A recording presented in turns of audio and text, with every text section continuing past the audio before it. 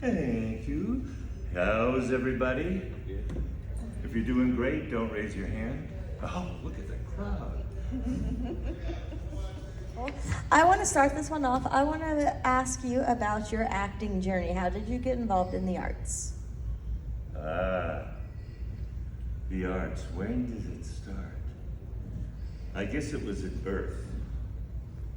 I didn't know that I was born into a family of singers. I was on my mom's side. My dad's side was a family of shut the fuck up. So I didn't find out until later, but I started out as on television as a guest in the Peanut Gallery for the Big Brother Bob Emery show. It was in Boston. And then at high school was when I sort of really connected with it in speech class. And I went to a speech contest, did well.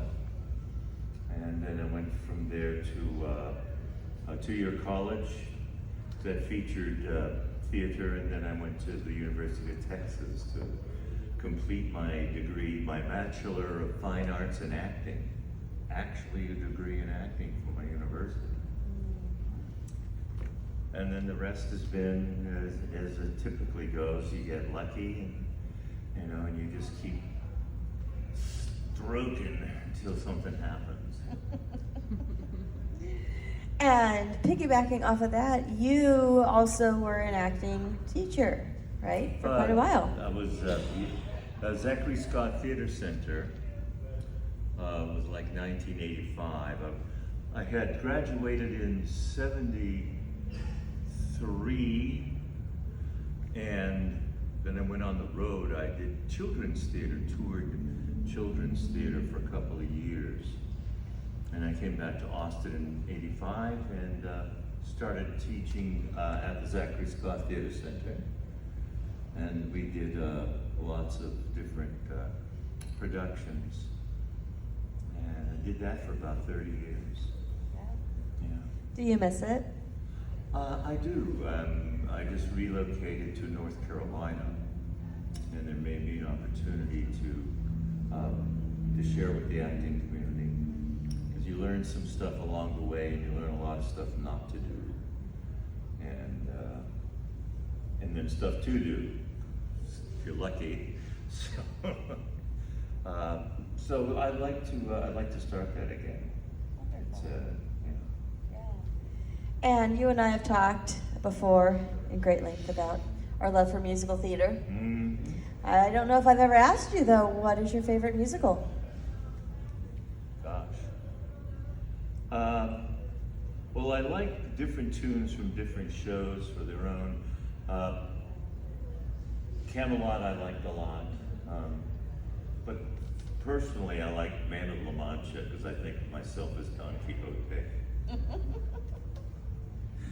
Big plans. Big plans. My theater nerd is coming out. What makes a good either stage show or musical? Like when you go to see a show, what makes that show really make you love it? So many factors. This theater is group creativity. So the group has got to, really be working together. Typically the director, if they know their audience well, then they can direct the show in a way that appeals to the audience. And then the commitment of the cast. And sometimes the audience makes a big difference.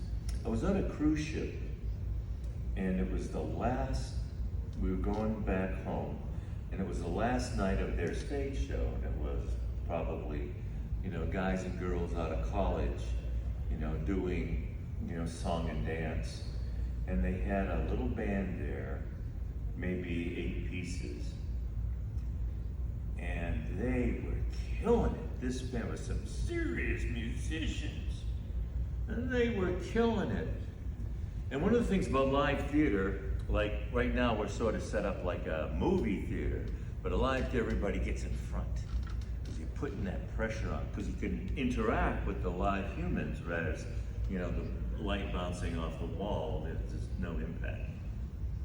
So I started cheering for the actors, and other people started whistling and cheering, and their level came up. They were doing stuff they probably had never done, and it was fabulous. Don't you love it when you get to be a leader like that and something so great? Well, I think of it as being an instigator. Starting stuff. Yeah, it's nice to get the fire of creativity going. And encouragement in general, you know, because the Yeah. people on stage are fueled by their reactions. You led those reactions, so yeah. Are you a horror fan as well? I'm a fan of good work. Not all horror is the same, and so I mean, I think horror's changed a lot. And it used to be sort of a cautionary tale. Don't do this, you'll be sorry. And now it's do this, who cares? A little more demonic than I want to get behind. How did Texas Chainsaw come into your life? What was your audition like? Had you already seen the first one when you did the audition? No. The only thing I can recall about the first movie that I probably had seen a trailer, a piece of a trailer, and it was Leatherface coming at, God, I spaced out his name, Kid in the wheelchair. Okay. Yeah, it was, Leatherface was killing Franklin. And when you're in live theater, you spend most of your time there, and then you go home and sleep, and you go back to the theater. So it's so almost monastic. The hell was the question? Audition like, how did it come into your life? So I had graduated from college. I was in Austin, Texas. I decided to live there, and I auditioned there. Texas Chainsaw Massacre Part 2 was, they were casting and doing a national search for Leatherface. And I went in to do it, and I hadn't seen the movie, so I saw it the night before, totally creeped out and scared. I really was. I'd sort of checking the doors and windows, make sure everything was locked. Because there's something deep and disturbing about that first film, the way it was put together. So I went and auditioned, and essentially they said this character doesn't have any lines, but it does wield a chainsaw, so take this board, that's your chainsaw, and go intimidate that actress. And that was the start of it. So I tried to unbutton her blouse with the tip of the board, and they all went, sorry. So I came back for a callback for the casting directors and Kit Carson, the writer. And then I got called back for to appear before Toby and Kit and the casting people. And Caroline was there, and she, Toby did about, 15 takes. Caroline did her scene, and she, you want to see it again? Toby went, yeah. Caroline finished, you want to see it again? Mm-hmm. Okay, you want to see it again? Oh yeah. 10 or 12 times. 10 or 12 times. Okay, we got it. And Caroline always came up with a little something new and different. Yeah, it was sort of like when Bill Moseley was doing Chop Top, and we were in the radio station, and Bill was on top of LG smashing his head with a hammer. And Bill was going through like the 10th take, and he was wondering if he had done something wrong. He said, Tobe, what else can I do? Am I doing it wrong? No, I'm having a good time. Keep going. He just rolled it. So it was I think Richard Corse, that was the cinematographer, said Toby makes a very personal movie, and that which is different than someone, a cold director coming in, checking out the script and putting it on the screen. Toby was really kind of working out of his experience of the moment. So I think a lot of this was improv. He certainly Toby certainly let all of us improvise anything we want. Really? Yeah, because you never can tell when something interesting or very right will happen. So he wasn't so stuck on the script and what he wanted. He was willing to explore and try other things, at least. If it doesn't work, it doesn't work. Right. Get that synergy going, because you can never tell where the right artistic moment will be created, because we are, like everyone here, you are a creative force. You are in a state of becoming, because one day we won't be going there anymore. We'll be doing something else without a body. Presumably, if anybody thinks that we go on after the body, I mean, why not? Mm-hmm. Something ain't there. We're dead and gone, underground, sledding underground, forever. How was it like working with Caroline? Caroline was fabulous. She had no fear of anything. And I would say that Leatherface and Stretch had a love scene. It was a different sort of love scene than you ordinarily see. It was more like real life. The guy intimidates the woman until she marries him or dumps him. We're not too swift in some areas. But she made the possibility of going as psychologically deep into the scene as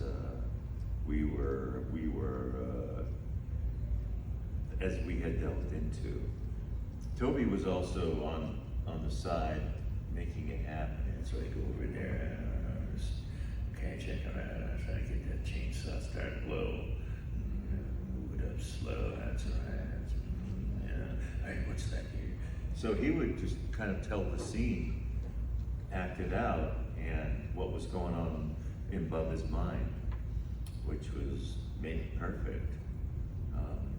So Caroline was always urging me with her eyes to, don't take advantage of me.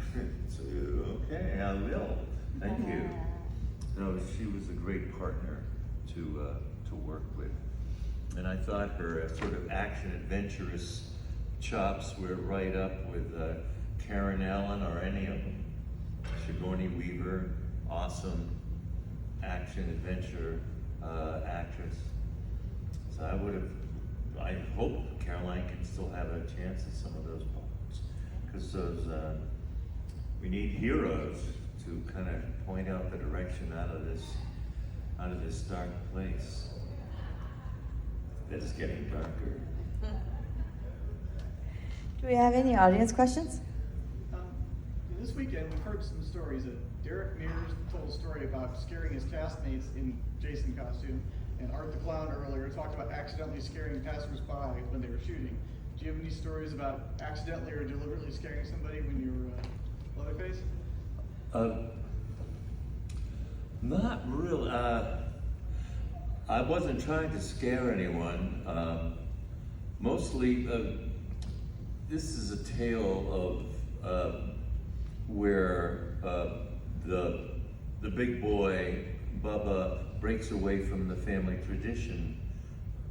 If it moves, kill it. And Bub was more interested in marrying it. And so he was sort of bitten by the spark of humanity.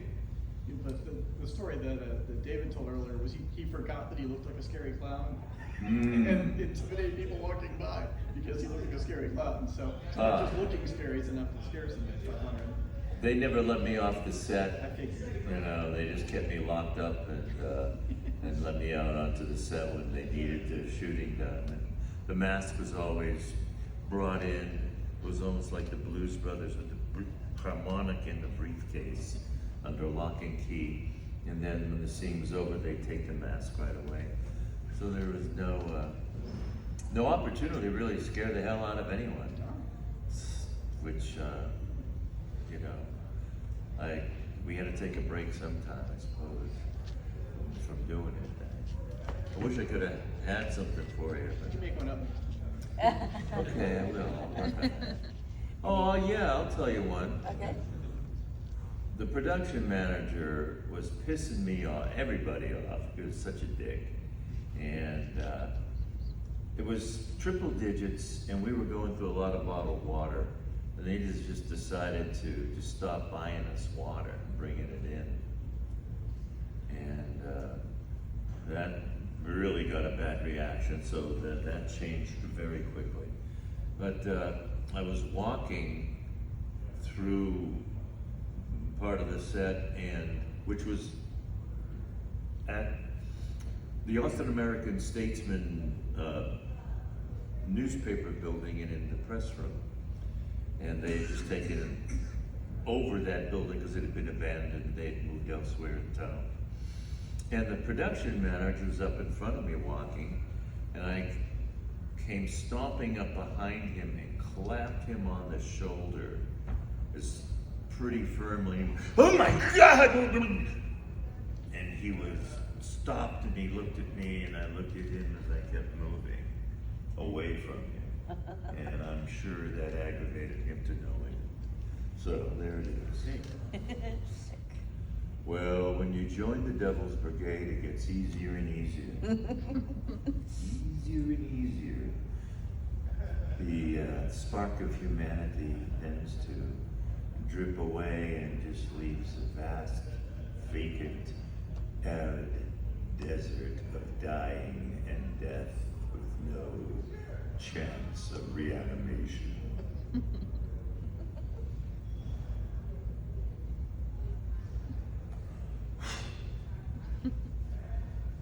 Let's look at me now.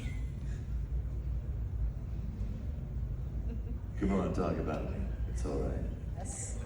So when they started, or I guess when you met with Toby Hooper at first, did he really address how this was gonna be a totally different movie than the first one? Because when I think of the first one, I think of a movie that really exemplifies the 70s. I think of two as a movie that exemplifies the 80s.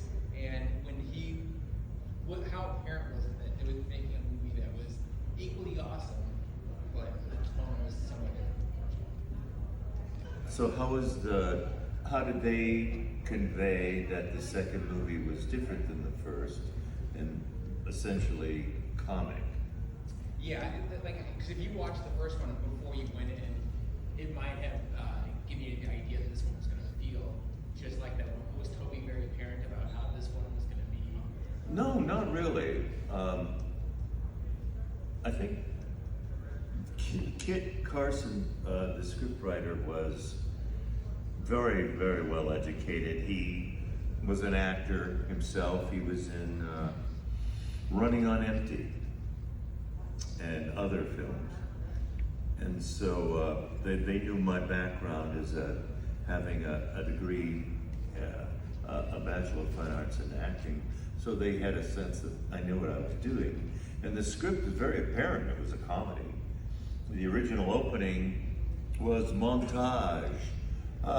Angle on sunlight streaming through lace curtains in a fine restaurant, and the table is laden with croissants and exotic jams and jellies, chainsawed, and cut to haberdashery of fine clothing and luxurious apparel, chainsawed. And okay, we've seen where this is going. But they cut that. It was perhaps a little too, according to canon, perhaps a little too sophisticated. Their question was about halfway through the movie. Where's the monsters? Where is the monster? And to set that monster stuff up, you have to set up where's the monster going to operate in order to appear monstrous. And that's what probably the first 7 of the 10 weeks of shooting was about, was setting up the environment, the physical environment and the psychological environment of the folks who were involved as characters in this play. And the rewriting was going on all the time. Kit Carson, he had this little Olivetti, or was it a Royal? I think it was a Royal, tiny typewriter that he was at the entrance to the set, typing up some new language, which was pretty exciting. Jim Sedow got a huge speech right before he went on, but he killed it pretty much. It was about, oh, then came the shame.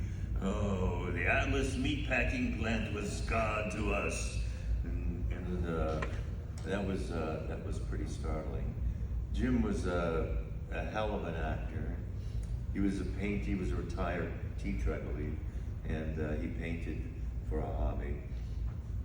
And he knew some filthy, funny jokes. And he was a perfect foil. He was probably the only one, other than the only original cast member that did both movies with Toby. Yeah. What are some of the biggest challenges of playing our Leatherface? Surviving it. It was the biggest challenge. Because the heat was horrible. I got a full 3-piece suit and a mask and gloves, and the only thing that could breathe were my lips and eyes, and it just wasn't enough. And there was a lot of stuff they would put into air cannons to shoot into the air for explosions, and Fuller's Earth. They'd shoot into the air because it would finally rain down, and it would give you a depth of field, sort of like a fog, when the fog is light coming through, you can kind of see the depth of the space you're working in. So that was going on all the time. It eventually got into my lungs, and I was like on my back for a week, taking meds every 2 hours around the clock. I had serious respiratory problems. The worst case of walking pneumonia the doctor had ever seen. And this is an old doctor too, so he'd been around. And he asked me if I wanted to go to the hospital. I declined. That's where you go to die, typically. All the stuff going on around there. So I stayed at home and was able to get through after about 7 days. And that was the hardest part, was coming out of that. And other than that, just working with the heat. The stunt guys, those are the guys that had problems. They were getting beat up pretty seriously. Bob Elmore, Leatherface's stunt double, got thrown out of the truck a few times. In the opening, the truck is following the Mercedes. They didn't have him wired in there properly, so he ended up on the ground a couple of times, injured his arm. Tom Morga, who was the stunt double for LG, he doubled as Leatherface for that scene at the end of that night because of the injury to Bob.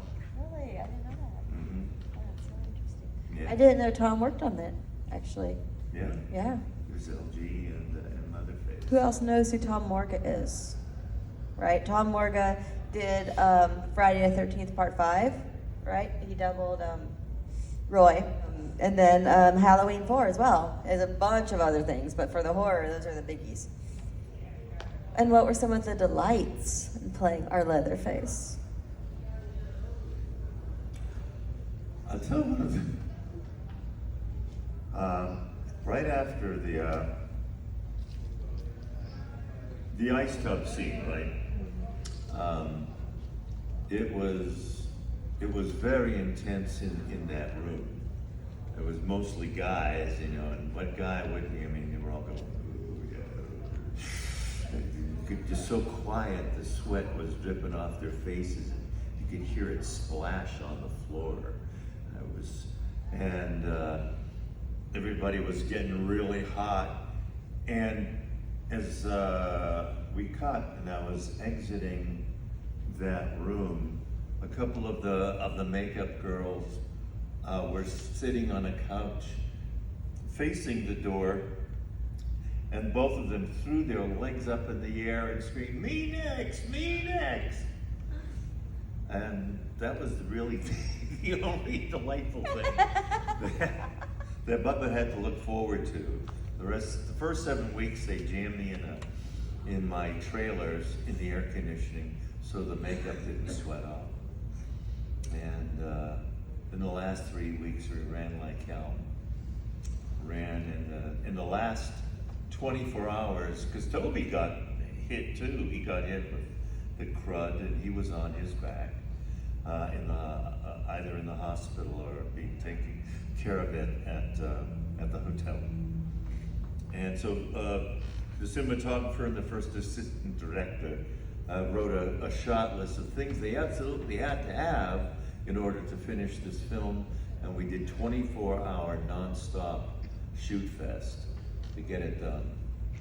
And Dan Berenger, who was Bill Mosley's stunt double, he got beat up a lot. He's the one that fell off the top of the mountain, and he bounced and hurt. And he aimed his way into that giant pipe. I thought it was pretty cool.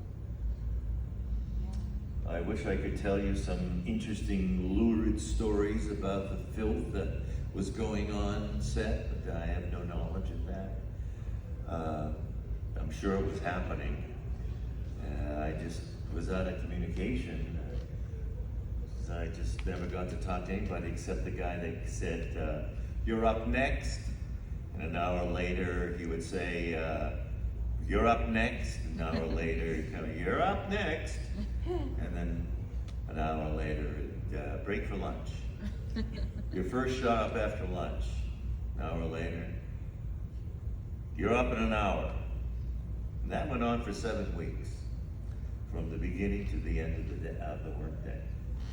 I wish I'd been prepared, because I would have perhaps brought more stuff to do it. Like Anthony Hopkins, he brings books, and he'll play chess sometimes if there's someone to play chess with. And George C. Scott likes to play chess between scenes. But eventually, Bill Mosley and I ended up playing a lot of Jim Honey. He had a spiral notebook full of scores, and we'd sing to his little cassette tape player, to different songs fitting in, trying to fit in our scenario about, let's get us in front of that camera. Because even Bill spent a lot of time waiting to go on. Because this movie had a lot of running. You know, they wore Bob Elmore out. He came in built like a draft horse, and at the end of the day, he was ashen white. He could hardly drag himself into the makeup to get pulled out of his makeup. Yeah. How often did you have troubles with the chainsaws starting? That was Canon, unlike most, I guess, the producers, had committed this movie to appear on the screen in the city, on the screens across the country. So they were really, worried about that happening. Toby had run long. He had a 3-picture deal with Canon, and the 3rd picture had to be Chainsaw. The one before was a remake of Invaders from Mars, and I guess they had a 10-week schedule for that. And then Toby went over 10 weeks, and then went over another 10 weeks. And Kennan didn't want that to happen, because the penalties for not having that movie on the screen at the prescribed date would have been probably ruinous for them. So they kept sending pressure people in. Hurry up. Bill relates a story about a limousine pulling up outside the set. A very tall, hulking executive in his three-piece suit comes in, goes up to the production table, said, give me the book. That's the book, the production book, with the script and all the dates. You leaf through it, took a section of pages, and now you're on schedule. Turned around and left. They tried to fire Toby twice. His contract was strong enough where they couldn't do it, which was smart, because everybody who's trying to do this franchise is just not done something like Toby does. How do you describe crazy? It's hard to describe because it keeps changing. And I would say that Toby's world was a little bit crazier than most of the directors coming in had any hope of surviving. And as we know, Toby had sort of he died young as well. So, Mr. Bill, growing up as a young actor, who inspired you? Pretty much all of them. All of them, at least what I consider great actors. Brando certainly was huge when I was, a teenager. I guess he was mostly the most serious one I was curious about, and everyone wanted to be like Brando, and they had their own impersonation of him. Burgess Meredith was quite inspiring. Had an opportunity to meet him on a set. We were working in the same movie, but we didn't do any scenes together. But it was a Full Moon and Blue Water, the independent film. Peter Masterson was directing. He did Trip to Bountiful, one of those wholesome, great film, by the way. So Gene Hackman was just leading with the Money Star, and Full Moon and Blue Water took place in a bar in Houston, Texas, which is where the set was. And Terry Garr was in it, and Burgess Meredith is I believe he was the general. He's just a cranky old guy, just always cursing and upset. And I just got through doing the scene with Gene Hackman, and I left. I was going to go over the prop truck and get a beer, and I heard from behind me, "Young man, young man, hold up there!" I looked behind him. It was Burgess Meredith.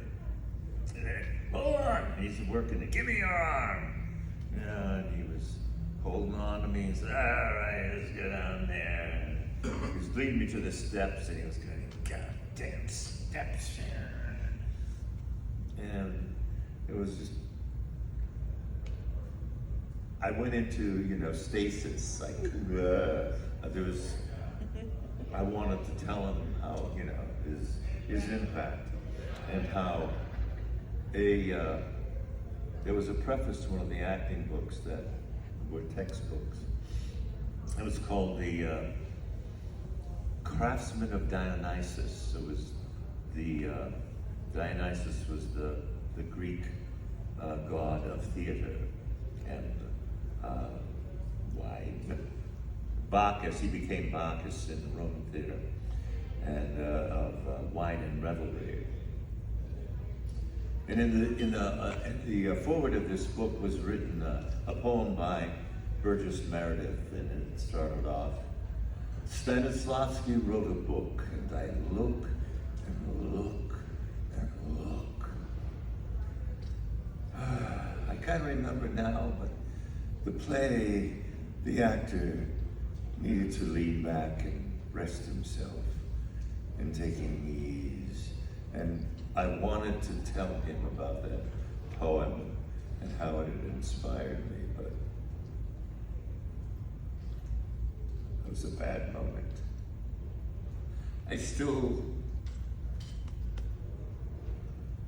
So if you come up with a moment like that in your life, you get on it, or regret it until the last days you live. Yeah. That's my advice to you. That's it. Yeah. So he inspired me. This was a horrible time. I was in Austin, and one of the universities would hire equity actors to perform at their theater, and the students could learn from them. Well, this particular production was a production of The Cave Dwellers by William Saroyan. Very esoteric, of course well written, and very aesthetic, but no action adventure whatsoever. And they had hired an actor to play one of the lead characters. And do you remember The Munsters? Oh, yeah. Right? And the actor who played Grandpa, Yes. that actor, Joe Lewis, I believe his name. Al Lewis, thank you. He was the SAG actor, and he's like 6'5", or he's huge. And I had played a role that they were wanting to cast in another production in college. And I came in and I met him, and he just filled the doorway. And I said, God, you're taller than I had imagined. And he said, well, I used to be shorter when I was 12. And I didn't know what to do. And he looked at me with a look of disgust. And he went, and he left. Now, if I had been in character, I would have done what the character would have done, which was screamed at the top of his lungs. But I was so stunned, and the director just looked at me with, she went, I wish I could do something. I can't. And it was, boy, that kept me down for about 2 weeks. That was really hard. Wow. So, if that comes to you, get on it. Yeah. Get out there and get it done. Yeah. Because it ain't gonna be done, and it can't never get done after that. Right. All right, to wrap us up, do we have any questions before I let him go? All right, well then to wrap us up, I want to know, are you sure? Okay. To wrap us up, I would just love to know, do you have any memories from the premiere of Texas Chainsaw, or did you even have a premiere? Because I know some movies back then didn't get one. A premiere? No, we didn't. Well, there was. I wasn't invited, but Bill Mosley and I went to the first showing in New York, and it was a small crowd. It was a small theater. I think it was an art theater. And the comments were everywhere from pretty good to. So that was sort of. It left us a little lackluster. Did it, and then a month later I went back to Austin and did a interview on a morning talk show, and they brought up what it was. How does it feel to be in a slasher film? Just like that? Yeah, slasher. Repulsed. Repulsed, repugnant.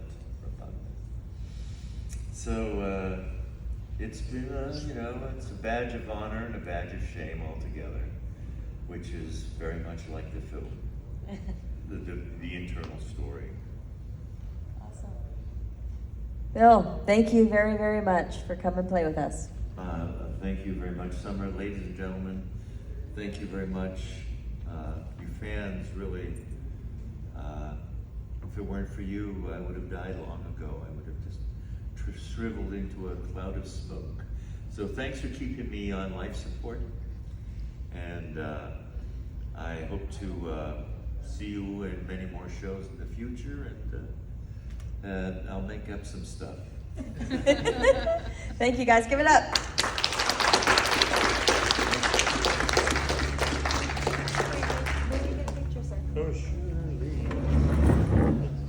a complimentary microphone?